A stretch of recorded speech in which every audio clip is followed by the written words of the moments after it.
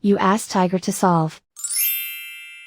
This deals with linear equations with one unknown. The final result is c equals 72/5. Let's solve it step by step. Isolate the c. Multiply both sides by inverse fraction 8/5.